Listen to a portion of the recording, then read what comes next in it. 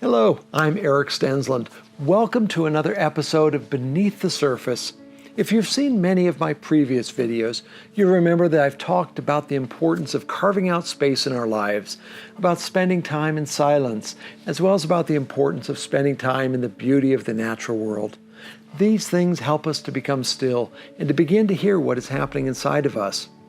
Well, there's also another component that fits in with these that I've not talked about, and that is solitude.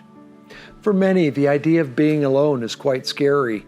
We as humans are very social and not accustomed to being on our own. Yet if we want a life of depth, we must have periods of our life which are given to solitude. For it is only away from the distraction of company that we can meet ourselves and the one who whispers within. In my life, solitude has become very central.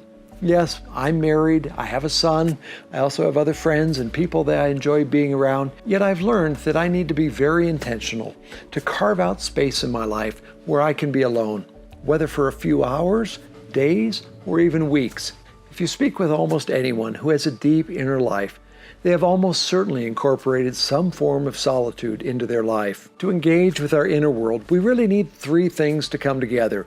We need silence, where we are away from the noise of our busy world. We need stillness, where we stop all of our incessant activity. And we also need solitude, where we step away from others. There is something about withdrawing from other people, from their support, from their ideas, and from their approval, that allows us to find our own voice and to connect with what is happening deep inside of us. Blaise Pascal, the mathematician, inventor, and philosopher of the 1600s, made a shocking statement. He said, "All of humanity's problems stem from man's inability to sit quietly in a room alone." I agree with him. It is in that time alone that the core issues of our life come to the surface. Unsurprisingly, these core issues in each of us are also the core issues of our world.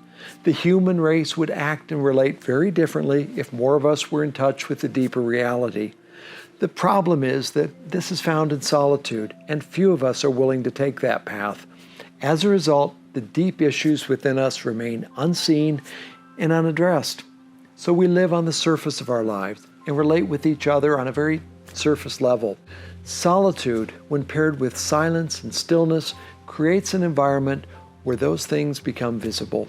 Now, I could speak for hours about the benefits of solitude and how I think it's an essential aspect of life that is overlooked. But I try to keep these videos to about 5 minutes. So for now, let me just say that there are unexpected, hidden treasures to be found in intentional solitude. It is one of the key elements to developing a life of health and wholeness. If this piques your interest, I encourage you to look into it a bit more and perhaps even dip your toe in the water.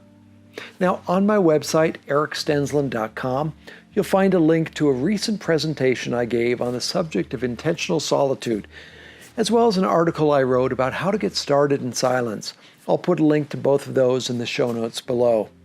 Well, how about you? Have you spent much time in solitude?